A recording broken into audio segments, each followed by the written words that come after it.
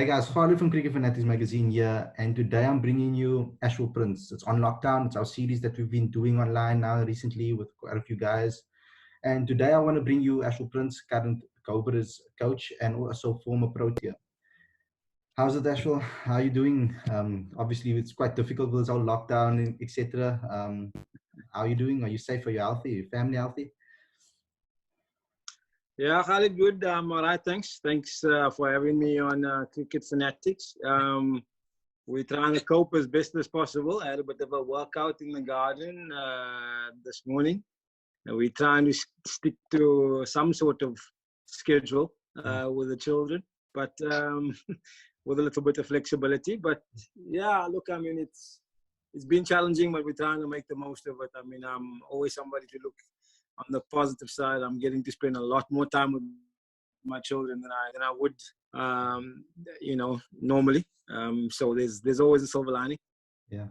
And so with your kids, obviously, it's a nice way to actually give some tips to other parents. How do you keep them active? And especially if you have young cricketers in the family, how do you get them to still stay active cricket-wise? Are there some backyard tips you can give some kids or some parents? Yeah, it's a good question. I mean, I'm actually really blessed that they are part of some decent programs out there, not home programs. When I mean out there, their cricket club coaches and their soccer club coaches are sending them some exercises, which makes my job a hell of a lot easier because I've been telling them for years to do these things in the garden. But because it's the father speaking or the mother speaking, it goes in and out. Now the coaches are sending through these videos and it's kind of cool. The coach is sending through a challenge. Let's see how many of these guys can do. Let's see how many of those I can do. So, yeah, thanks to those coaches at their clubs, at soccer and cricket, we've been able to keep them active with some challenges that's going on, some drills that we're able to do in the garden. And then, yeah, I mean, so they keep him busy. They keep him busy. We know you're quite competitive, so do you have little competitions with your kids and stuff like that? I mean, obviously, you want them to also feel that they're winning. So we have table tennis. We have a table tennis board. We have a carom board. I don't know if you remember the old carom board.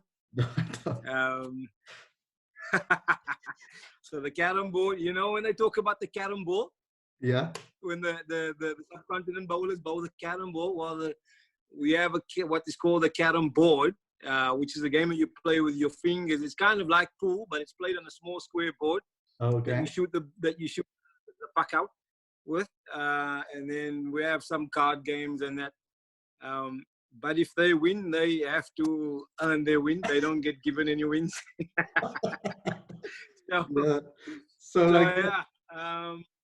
They do beat me from time to time, but then it's fair play to them. They earned the victory. That's awesome. So obviously for us, our generations and the generations now these days, it's a lot easier for us to grow up with, obviously because of our parents' success and the parents that have grounded through, obviously, we know about the apartheid era and how difficult it was for us and people of color to actually make something out of their life, etc., to stand out as kind of outliers, etc. And you're one of those outliers, of course. And obviously our kids it's a lot easier for us to actually have opportunities, etc. But I wanted to talk to you about your time growing up, obviously in Galvindale, how you kept your motivation to play cricket as a career path in your life, and when it actually became a point in your life where you were like, okay, cool, I want to do cricket as a career.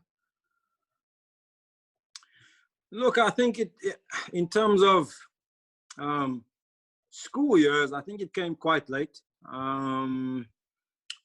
Because let's face it, I mean, I was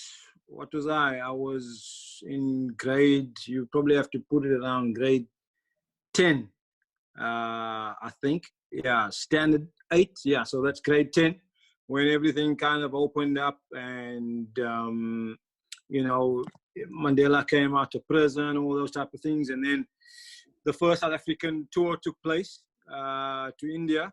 And only really after then did you start thinking about, okay, there might be a possibility of a career. Before then, from grade 1 to grade 8, there was never a thought about being a professional as a cricketer. I mean, we always, I always played all the sports at school. I played football, cricket, and I did athletics. And, you know, a lot of people wouldn't know about the organized sport that we had, but we actually had some real organized sport during apartheid, under obviously SACOS, South African Council on Sport. And you know, at school, for instance, we had the primary schools organization that used to be South African Primary School Sports Association, and then the high school, senior school sports association. So, you know, as a kid growing up and basically crazy about sport, I've always been a driven person.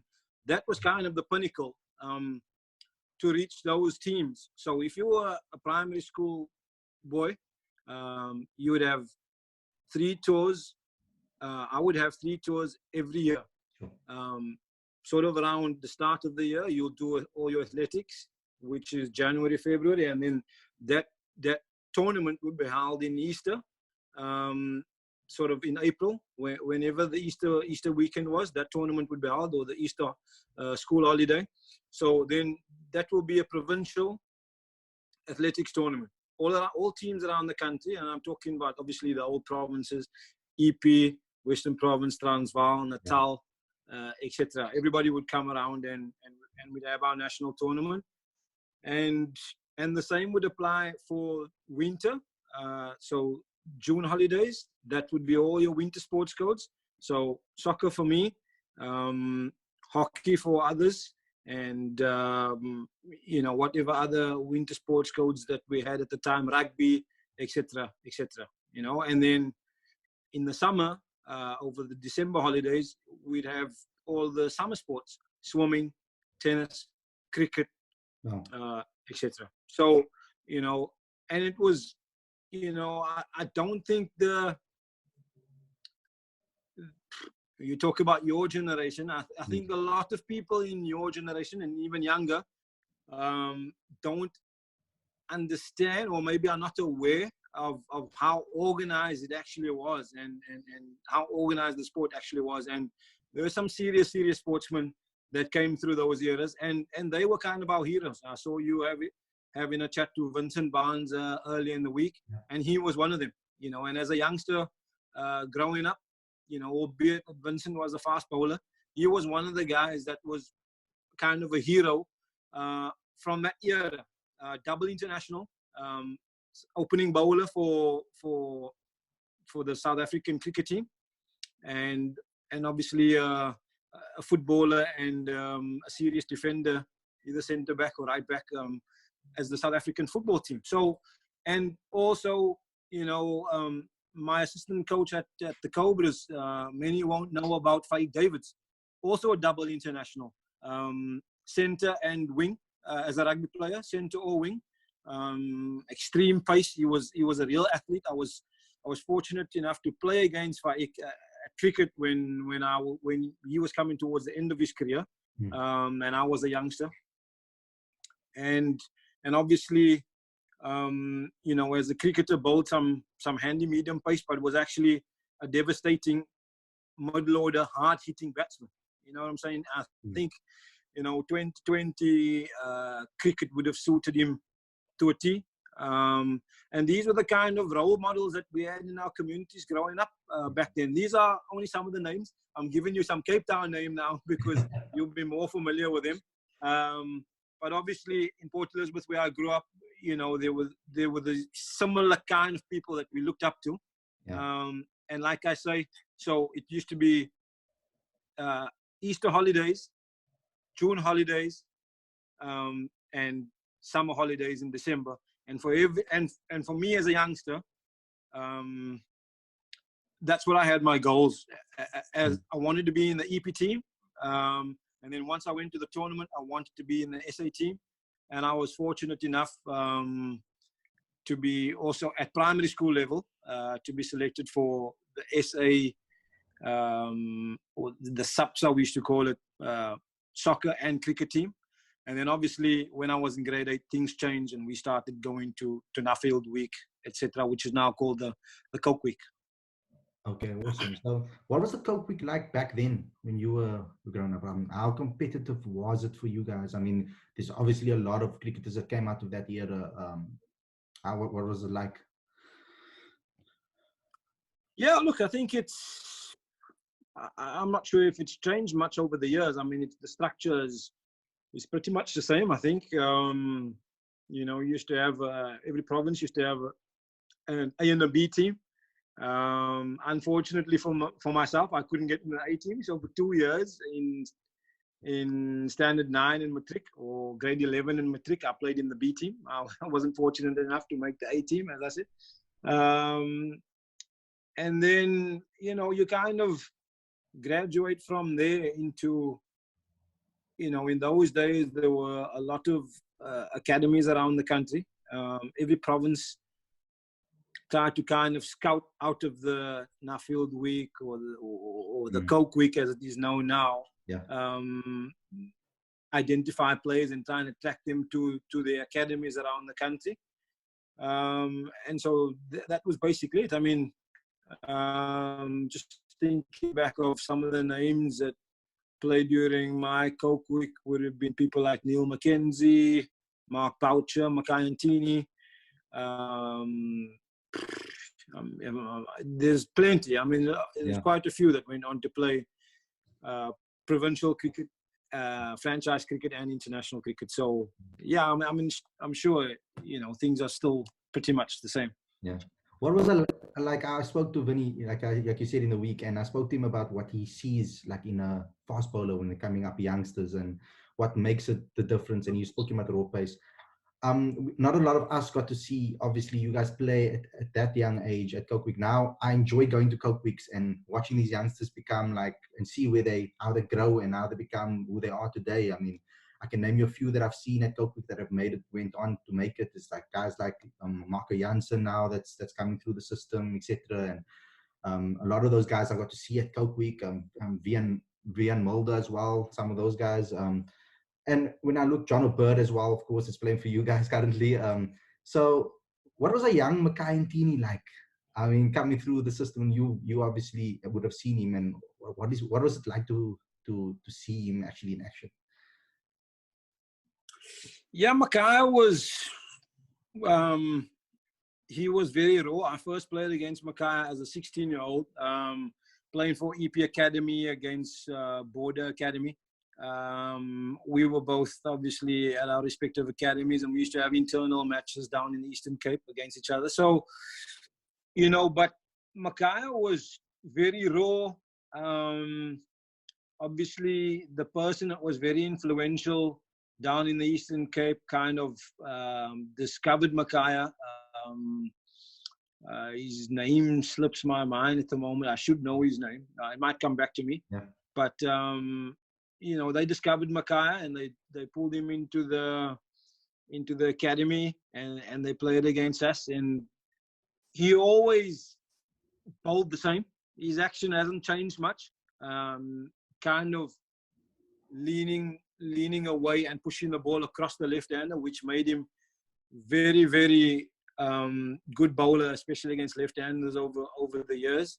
And then obviously straightening the ball from time to time. He didn't have to swing it away from the right hand. If the ball just held its line, it felt like it would, you know, it was going into a different direction, or maybe seaming away quite a bit when he just held his line, because he kind of had that action where he pushed the ball in most of the time. And his action hasn't changed a lot over the years, but he always had the energy. Mackay, from the first day I saw him to the person that he is now, he's always been the same. You know, a lot of energy, a lot of noise in the dressing room, a lot of noise on the field, a lot of noise everywhere. But that's the person that he is. He's always been the same. And, you know, I always remember, even as a 16, 17, 18-year-old, him and I was in same SN19's tour in 1995, I think, to England. 1995 to England. and he was my roommate. And some of the things that he was famous for was obviously his work ethic. And even back then, he would always be pushing up some push-ups or some sit-ups in the room or whatever the case may be. That was always Makaya, and that's the way he was. So diving into your career more, I obviously did some research, etc. And also from the stories that you've told me now, it comes across to me like you've always been a driven, self-motivated person that is strong-minded. When I look at if you can maybe give me a little bit of a story about when you broke into the Proteas side, obviously 2002 against Australia. Can you maybe give me a little bit about that journey on the edge? Like a lot of your players are on that journey currently, like they're on the verge of making the Proteas side, or they are currently breaking through. Can you tell me about your journey breaking into that Proteas lineup and into the Proteas test side? Yeah, look, I think maybe what some players, modern day players, don't appreciate is how many matches we actually played for the South African A team before playing for the Proteas. I toured a lot with the South African A team, playing domestically against some touring teams and going on tour. And also, these days on some of the South African A tours, it's kind of coaches get a mandate where everybody needs to get a game. We have to have a look at everyone. Back then, it was tough. The best 11 played all the time, or whoever the selectors felt was the best 11, and you'd go on tour and maybe not get the game at all. Going to places like Sri Lanka and India or wherever the case may be, and not catch a game at all. And it was really tough, and you had to be strong during those times, because the team is only going to change when somebody's really out of form and they then need to bring another batsman in, which might be your opportunity. And so, I've been on a lot of South African A tours. I can think of others, Dale Benkenstein, Martin van Jaarsveld, who played a lot of matches with the South African A team, or we went on a lot of tours. Other guys got through that system quicker or faster than others. And for a lot of us, it was a long slog in that South African A team, and sometimes without game time. But at the end of the day, it either makes you or it breaks you. You know what I'm saying? I've always believed that wherever you are, and I hear players all the time make comments like, we don't know where we stand in the system. And that I've never, ever been able to understand when people say that. Because for me, as a young player trying to make it in the system, it was always clear as daylight where I stand. At the end of the season, if I only scored so many runs and the sheet comes up with, these are the 20 highest scorers in the season. If you're only number 16 or number 18 on that list of 20, that's where you stand. You cannot expect to be in the South African A team or in the Proteas team if you're only producing those kind of results. If you want to know where you stand, look at the list of how many runs you scored. That's where you stand. If you want to be serious about where you're standing in relation to how close you are to playing for the Proteas, and players are always questioning selectors, where do I stand? Where do I fit in? Yeah. Well, be number one on the list. Be number one on the list, highest run scorer. Be number 2, 3, 4, top 5. Be number in the top 5, because only then, sorry, I'm getting messages coming through here. Only then, when you are in the top 5 run scorers in the country, are you really starting to apply pressure into people who are occupying the top 6 batting positions in the South African A team. Yeah. And the people who are occupying the top 6 batting positions in the Proteas. So if you want to break in, be in the top 5 run scorers in the country. That's where you stand. You cannot, as a player, I don't believe that players can be unsure about where they stand. What players can do is kind of be a little bit more honest with yourself. Are you really applying pressure?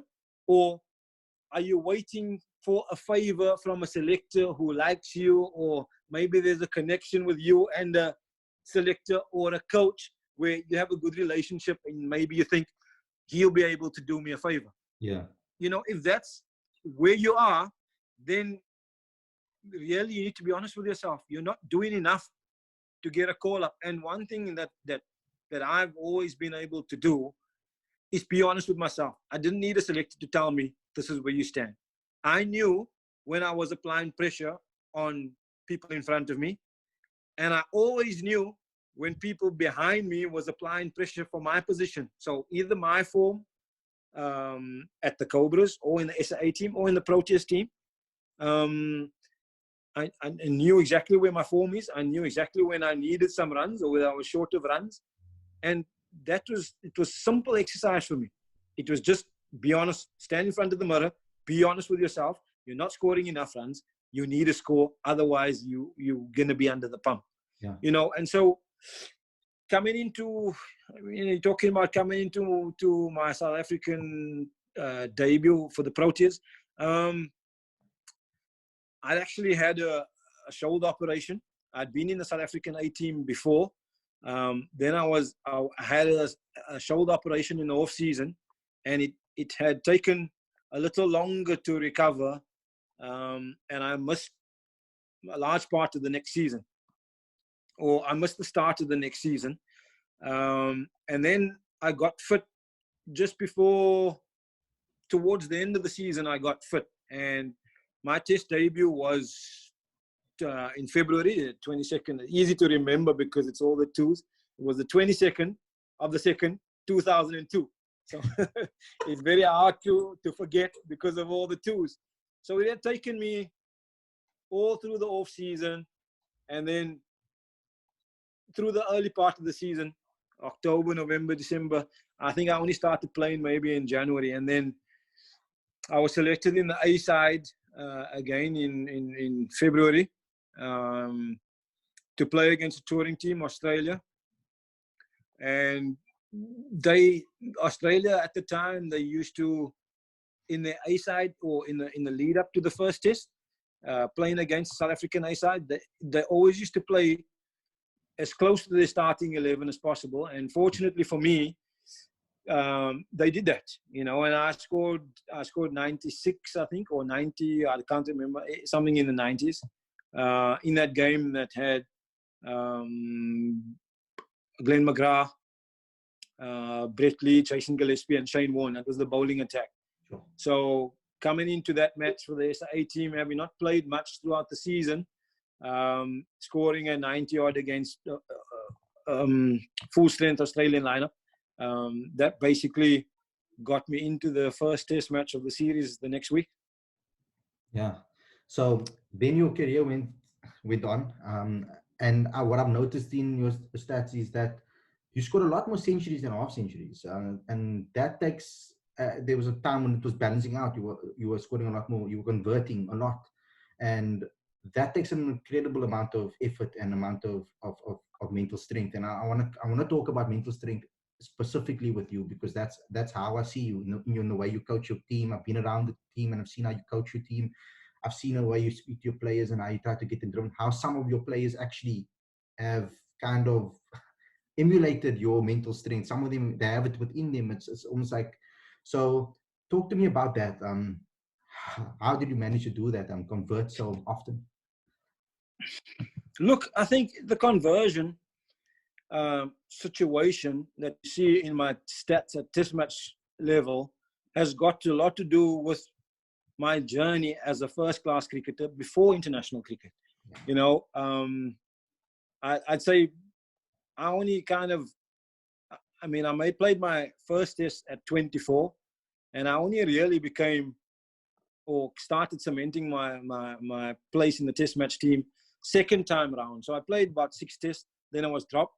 And only second time around did I really sort of have it figured out.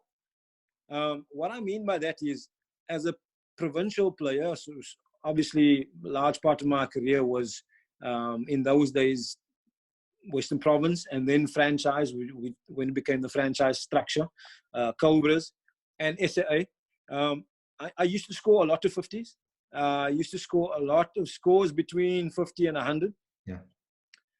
And I'll never forget that we actually lost a Super Sport Series final in 2003 against Easterns, where we were the favorites. We had basically all of the Proteas. I mean, our team, if you must hear the team, and obviously that we lost the match, it was almost impossible to think against Easterns. Team was coached by Ray Jennings at the time. I mean, we had the only person that didn't play basically from the Western Province team in those days was Jacques Callis, but everybody else played. I think it was Herschel and Gary opened the batting. Herschel and Gary, then Gibbs. Smith at 3. I can't remember who was 4. I was number 5. Renier Munich was number 6. We had a strong team. Neil Johnson was in the team. I think I might have been at number 4. Johnson 5. Anyway, we had a strong team. Claude Henderson, Willoughby, Dawson, and anyway, I had scored 69 or something like that in the first innings, which was a higher score. In the second innings, I was about 30 not out when we were bundled out in the second innings, and I had scored the most runs in the match. I scored a higher score in the first innings, higher score in the second innings, and at the time, Omar Henry was the national selector, convener of selectors. He said, "You cost your team the final." And I was young, I was, when I say young, even in my mid-20s, that's still young as a batsman. And I didn't understand, I scored the highest runs. In the second innings, I was not out. How are you putting this on me? And basically, the message was 60s doesn't win you any matches. You scored 60, played a poor shot, you got out. So I could have batted the team into a stronger position. And that message hit home loud and clear, and that was during a time when I made my debut for the Proteas in 2002. This was in 2003. I had already been dropped. And the message was clear that, I'm making too many scores between 50 and 100. And they don't win you any matches. I mean, it's like a good innings, some nice strokes in there, but they don't win any team any matches. And that I needed to start scoring more hundreds. So when I got my second chance in Test cricket, I hadn't scored a 50 in the first 6 Test matches. So my first innings in Test was 49, and then I scored another 40 in that series against Australia. So after 6 matches, I hadn't scored a 50. So then when I got another chance in Test cricket, I realized that, once you get past 50, you got to get 100. And if you think about it now, it's, we talk about a batsman being most vulnerable when you just come to the crease between 0 and 45 minutes kind of thing. So if it takes you 30 to 45 minutes to get in, that's when you're at your most vulnerable. So the bowler has his best chance of dismissing you in that time. And kind of a philosophy that I developed was, well, if I get out in that time to a good ball, not a poor stroke, to a good ball, then I can live with myself. It made lower scores easier to deal with. So as a batsman, as a young batsman, you kind of beat yourself up when you get a low score. But it made lower scores easier to deal with. So scores between 0 and 10, 0 and 15, 0 and 20, it was easier to deal with because you're most vulnerable. But as a batsman, there comes a time when the balance shifts, where you start being in more control and the vulnerability has kind of disappeared and you get into complete control. When you get into complete control, that bowler better deliver a pretty decent ball to get you out. Otherwise, he shouldn't get you out. And that was a mindset shift for me. And it basically, it took that final and some harsh criticism, and maybe only I understood it a couple of years later, to sink in and understand that when you are between 50 and 100, you are actually in control, and you shouldn't hand your wicket over to the bowler. He must deliver a good ball to dismiss you. And once I understood that, it made a massive difference in. So, it kind of came back into Test cricket, and the first 4 times I went past 50, they were all hundreds. Yeah. So 400s, no 50s. And then I think the fifth time, without me knowing it, actually would have equaled the world record. I wasn't aware of it at the time. If I had gone on to make 100, it would have been a world record. I think it tied with Gordon Greenwich, or I'm not sure if it's Greenwich, but one of the West Indians to have scored 500s and no 50s in Test match cricket. And I was out in the 90s in Australia. Against Australia at the Wanderers. I was out for 90 odd at the time. So I wasn't aware of it. It was brought to my attention afterwards. Yeah. So we know that you were at the forefront of the Graham Smith captaincy era. Obviously, you were a pivotal point in that 2008 series against England in England, beating them for the first time, and scoring 2 centuries in that tour. Obviously, at Lords, your family being there, obviously lifting your back to them, and that must have been a very emotional experience for you. Talk to me about that tour also, and what it was like to be in that star-studded team. Yeah, look, I mean, that was a serious team, and one that I'm really proud of to have played a part in. One thing that saddens me about that team is that everywhere you go, that team became the #1 Test team in the world, and I was part of that process for about 7 or 8 years, where we went around the world unbeaten, basically. But the time that we became the #1 team in the world, I'd broken my finger, so I missed one series. We beat in Australia and became the #1 team in the world. And anywhere you look, you won't find me on any of those pictures. Oh man, where we're celebrating as the #1 team in the world. But anyway, be that as it may, it was a proud period for me to have been part of that team. And like you say, it was a star-studded team. But I wasn't one of the big stars in the team, but I also understood my role again as clear as daylight. I mean, we had some players who will go down as some of the best that the game has ever seen. Right at the top with, Gibbs, Smith opening up, and then Cullis used to be at number 3, and then later dropped to number 4 when Hashim started cementing that number 3 role.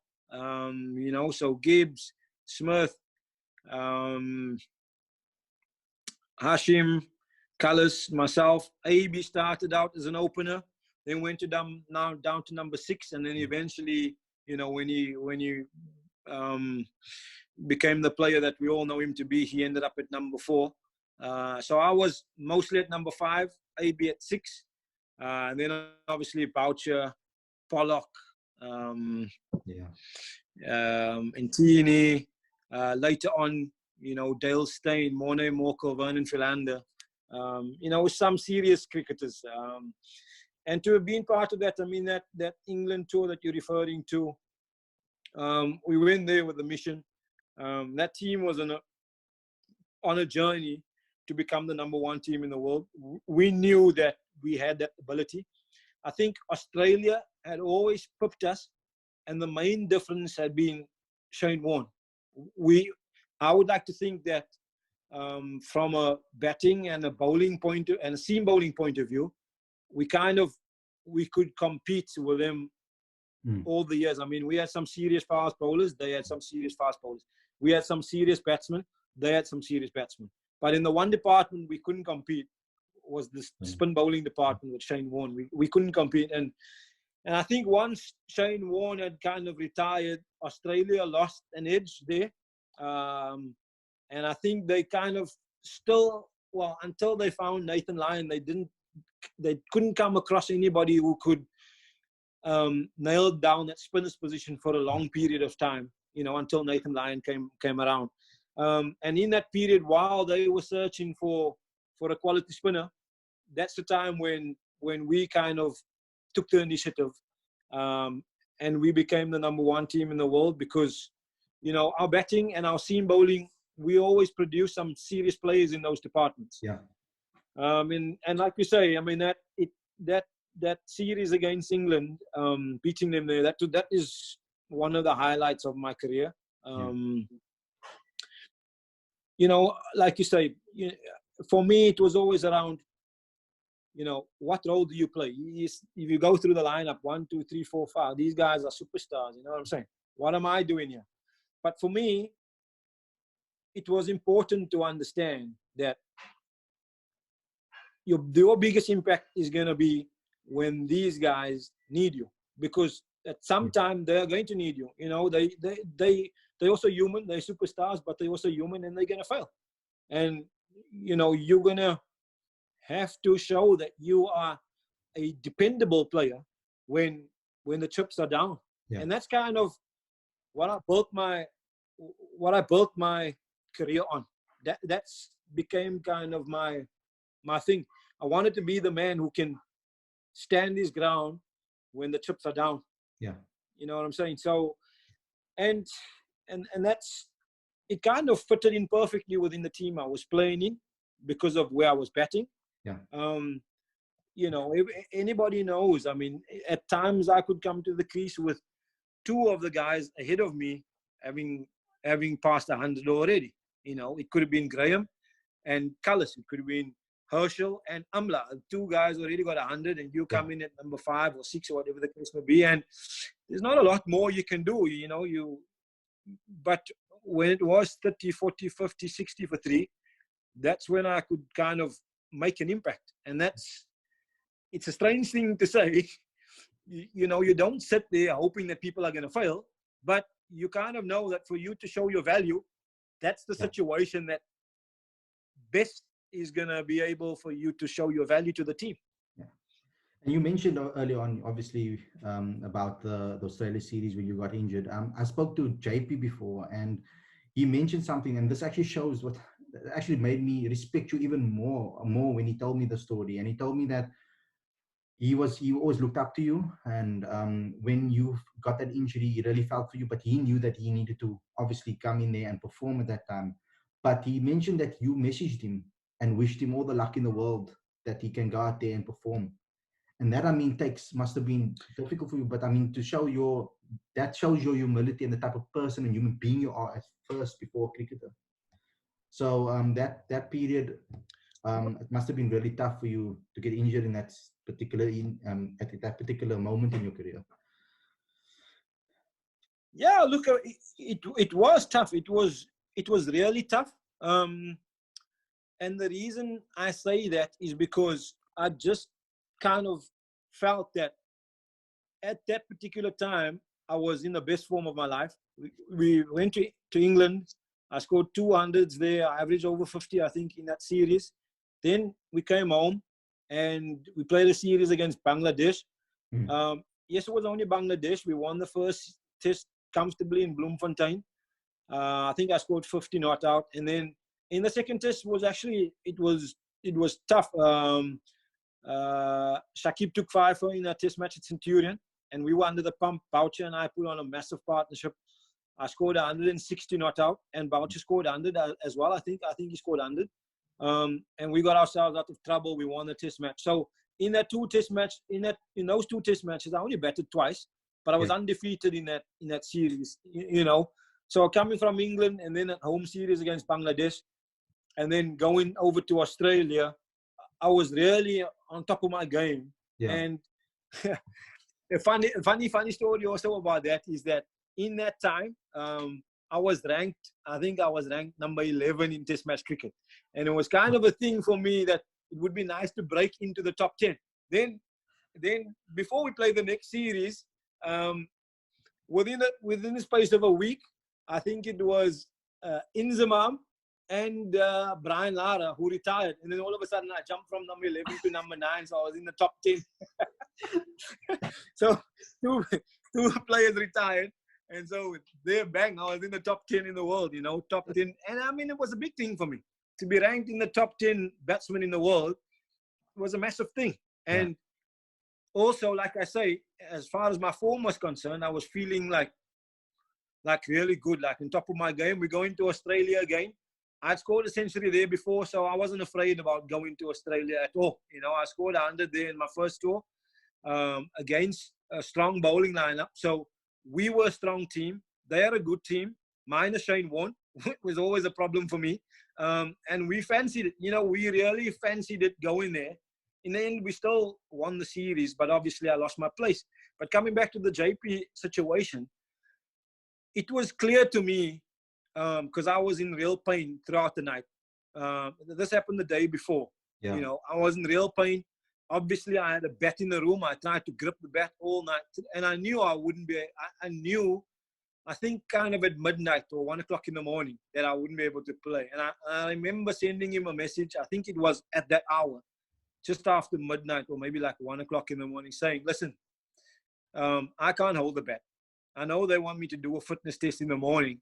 There is absolutely no way I'm going to be able to hold the bat, because only once you break your thumb do you realize how important your thumb actually is on your hand.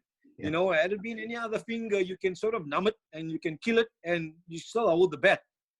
But with your thumb, if you don't have functionality in your thumb, you can't do anything.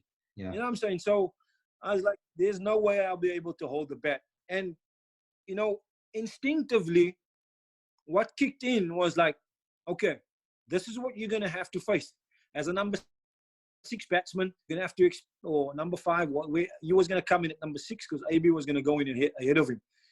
As a number 6 batsman or batting where you're going to be batting, you should be preparing for this, that. This is what you're going to expect to face. One of the seamers plus a spinner. It just kind of, what kicked in for me was trying to make him aware as much as possible of what you're going to be facing. Trying to prepare him for what you're going to be facing. Because I firmly believe that it's just like writing an exam. You do better when you're better prepared, when you know what you're going to face. And so it just also, something that I had done a lot that he might not have been aware of. And I remember telling him after the first test, I remember telling him before the second test, where he scored the 160 in at the MCG. And I said to him, another thing that I forgot to tell you is that as a middle order batsman, if you're coming in at number 6, you're batting with one of the top order batsmen. If he goes out, then it's like Bouch is coming in, and then it's the bowlers after that. So, if you lose 2 quick wickets, you're batting with the bowlers. The tendency is to kind of want to start whacking everything and not trust the bowlers. And the reason I could say that to him is because people like Morne Morkel, Dale Steyn, Harrow, they have taken me to hundreds before as a number 6 batsman. When I maybe just were in the 60s or in the 70s. So, but instinctively you think, I've got to start playing some shots now because we're losing wickets. I'm batting with the bowlers. They're not going to last. But sometimes one of the bowlers, they stick in. Yeah. They stick in. You've got to kind of trust them. And in that innings against Australia at the MCG that JP kind of announced himself to the world, Dale Steyn stuck in and got 70. I think Dale got 70 odd in that match. He stuck in. He got 70. Still his highest test score, or his best innings probably ever of his life. But sometimes one of the bowlers they stick in for you. And so it's important as a middle order batsman not to get reckless and kind of throw your wicket away. Yeah.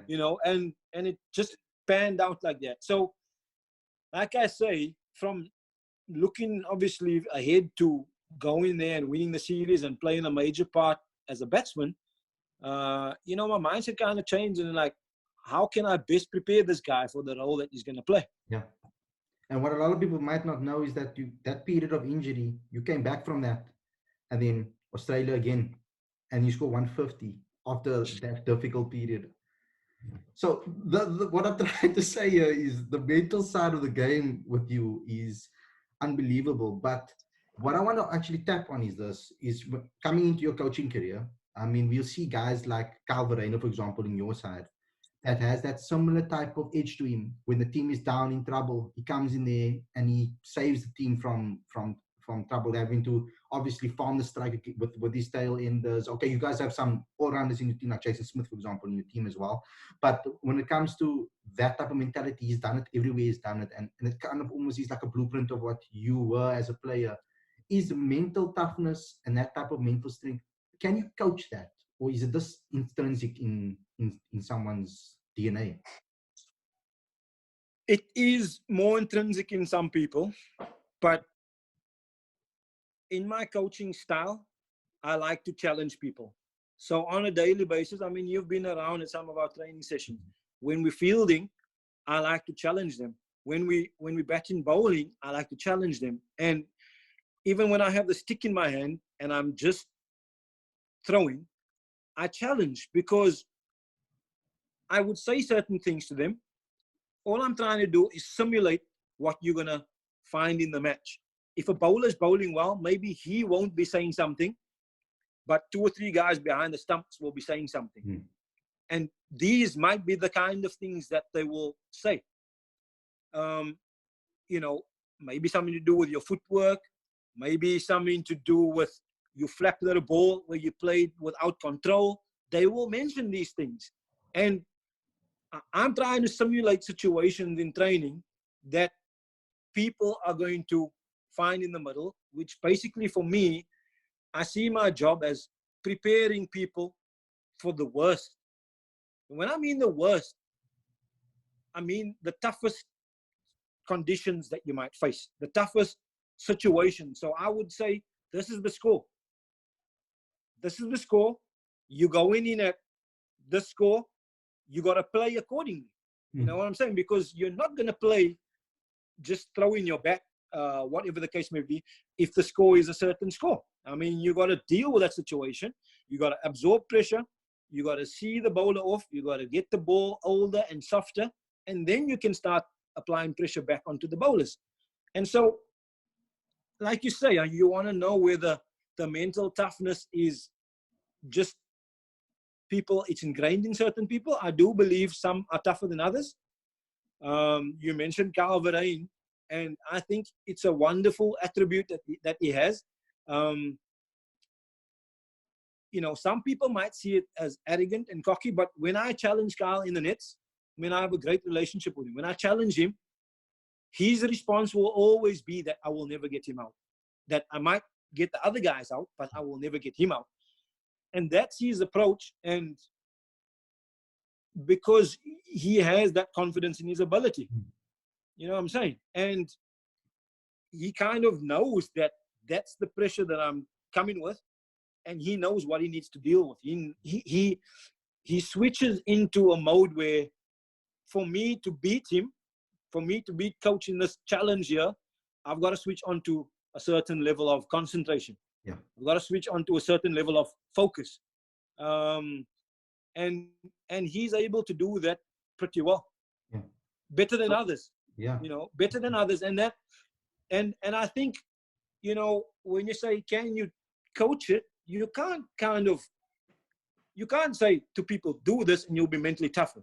Yeah. But what I'm trying to do is kind of simulate situation, because I was only the mentally tough person that people talk about because of situations that I had to deal with.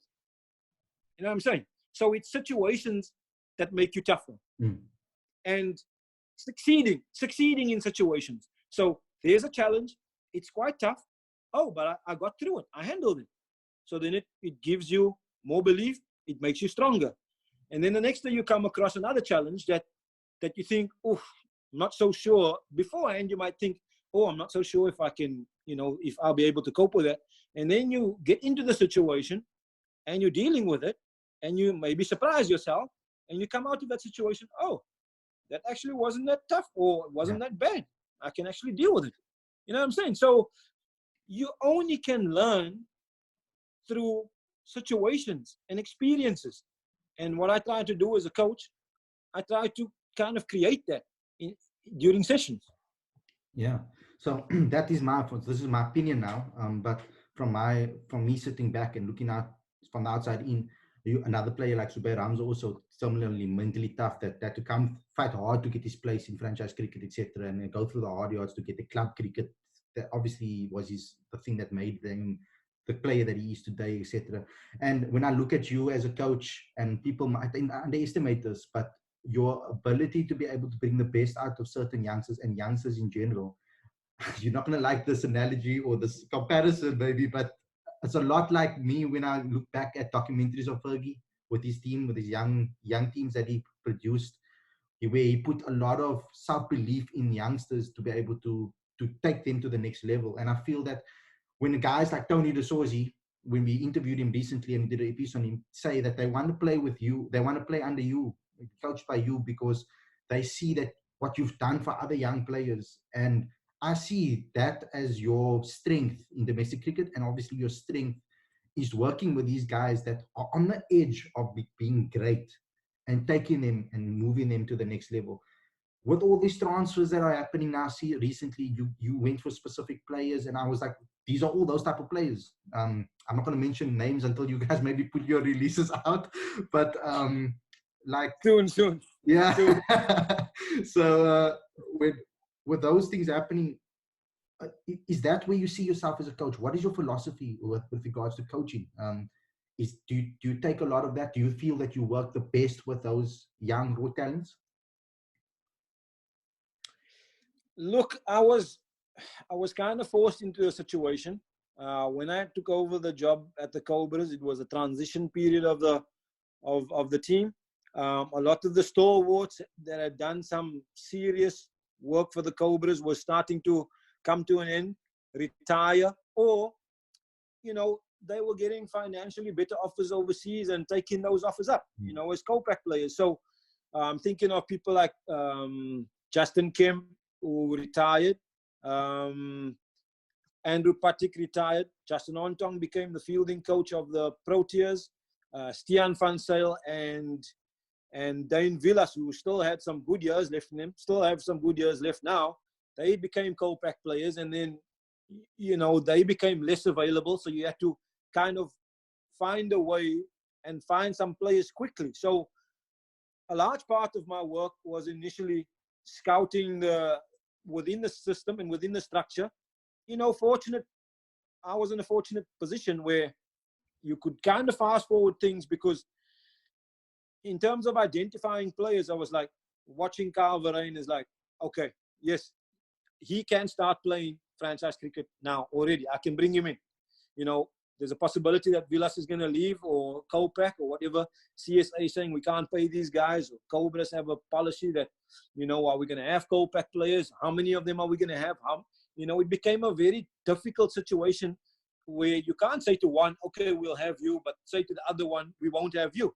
You know what I'm saying? It became a very difficult situation. So in a quick space of time, we had to transition and say, okay, well, maybe the policy of the organization is going to be that we won't have co-pack players, which means, we have to get some players in and quickly and up to scratch of delivering at that level. You know what I'm saying? I mean, it's not just about putting 11 names on the sheet and like get them to play. So, but we had some talented players around.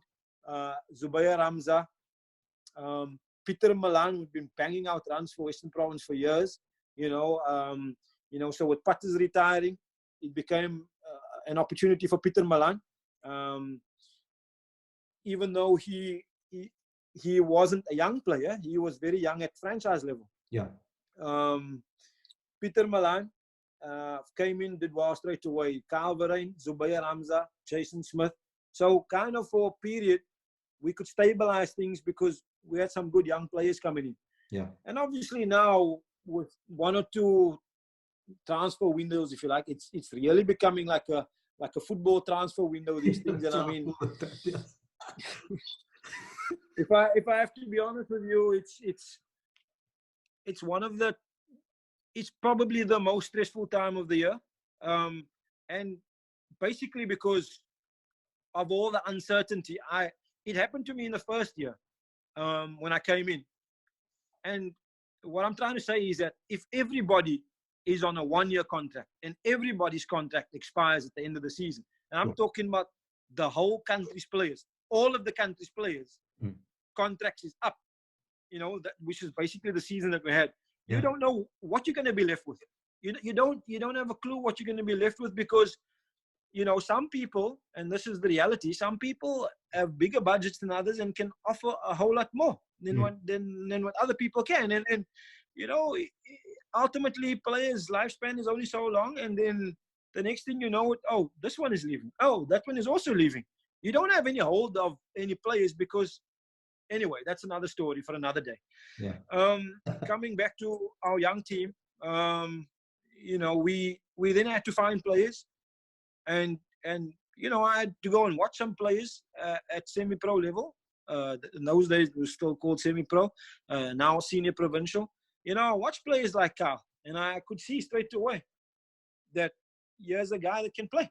Zubair was kind of in and out of our franchise team at the time, but we also knew straight away that he can play. Jason Smith, he got 100 when I was still Paul Adams's assistant coach at the time. You know, so early on they showed potential that they can play, and then, you know, obviously in recent times we've been able to recruit one or two more, with Yanaman coming in doing really well, and now we're gonna have Tony DeZorsi. So, you know, and I know there are some fans and there are people out there that saying the Cobras haven't won, the Cobras haven't won. I know. I mean, we want to win. Last season, we came within 9 balls of winning the 4-day competition. You know, maybe some people don't see that as a positive enough. But that's the fact. We came within 9 balls with a team full of 21 and 22-year-olds. That's what we did. And so, you know, going forward, we're gonna have a nice batting lineup, some nice bowlers as well. We got John O'Bird also coming through from the S-19. So we've got a nice team. Some of them are already tasting international cricket, and they will go there and they will get hurt. They will, you know, get dropped, and they'll come back. And I think Zubair Hamza is a perfect example of somebody like that who I believe will come back. I mean, his journey is so far gone very similar to mine. You got in, played 5, 6, or 7 test matches, and then you get dropped. But he's, 24 years old? He's only going to be his best when he's 27, 28 years old. And then he's going to have another 10 years after that. So this is the journey. I understand the journey. And, you know, maybe I understand the journey a little bit better than others, or clearer.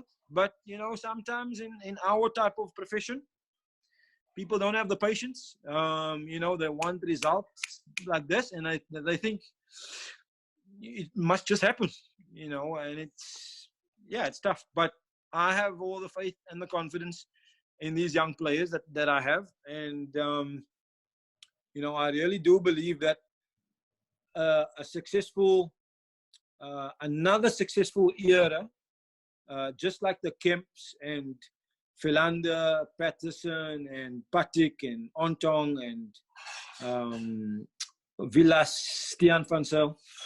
I think another era like that, we're on the brink of it, and it's coming. You know, it's coming. So I think just sign off maybe, Ashwell, just by giving your Cobras fans, because we have a lot of obviously also Cobras fanatics that are on the platform always commenting. Just give them a message on why they should stick with you guys and believe in the squad that you're building and your philosophy that you're building. Look, I think just in terms of the fans, to be patient with these young players. You know, they are already showing signs of being able to play at the highest level. I mean, Yanaman Malan scored an unbelievable century against Australia not so long ago. Carl, when I spoke to him, you know, during the series, after the first game, actually, he contacted me and said, "Coach, I don't feel out of my depth at this level," and that's kind of a pleasing thing to hear, because that's what you want to prepare them for. That they don't go there and they like, oh, like big eyes, like we've never been exposed to this kind of standard before. So these are the kind of things you want to expose them to at our level, so that when they go there, there's no surprises for them. So when you get that kind of feedback, it's nice to hear, you know, from one of your players. And then Zubi as well played Test cricket this year. Peter Malan, George Linder. You know, they're getting all these call-ups, and yes, maybe they're not established internationals yet, but they're getting there, and it's nice to see. You know, for as a coaching staff, you know, we are really proud about that. And in terms of them and us as a unit, delivering some silverware for for the Cape, we also understand that that is also our responsibility, and I can promise all the fans out there that that is a real burning desire, not just for me as a coach, but also for these players. I mean, some of them have now played international cricket, but they still haven't won something domestically as a team. So they've had individual successes, gone on to play for the country, done well for the country, but still we haven't had a collective success. And I mean, I can promise you that last season's 4-day campaign where we lost, or the Lions pipped us 9 balls before the end of the season, there were people in tears in that dressing room, and that's how much it means to them, including myself, that we were in Including tears some because fans, trust me. the 4-day competition. Including some fans too. Including some fans too. Yeah. And, at the end of the day, the 4-day competition is still, for us at the Cobras, I don't know, maybe for other people it's different. It's a massive thing. I mean, winning the 4-day competition, because it's a lot of days out there and it's a lot of sacrifice, and it's bowlers having to come back and deliver spells when they're tired, and the game is in the balance and having to dig deep, and that's why the 4-day campaign is still a massive thing, and the hardest competition to win, I believe, is the hardest competition to win. And yeah, look, we pushing on, and hopefully soon we'll be able to celebrate something. Thanks a lot, Ashwell. This was an amazing interview. It really opened my eyes to a lot of things. Thank you for giving me the opportunity to chat to you. And I'm going to be downloading it, guys. To all of you out there, I will be downloading it and obviously putting it on our website, etc., so people can rewatch it again, etc. So thank you very much, Ash, and good luck for the season. And I hope your family is good and safe during this period. Thanks, and same to you. And best wishes to everyone at the magazine, at Fanatics, and we look forward to your support over the season. Yeah, thank you, man. Yeah, cool. Cheers, man. See you.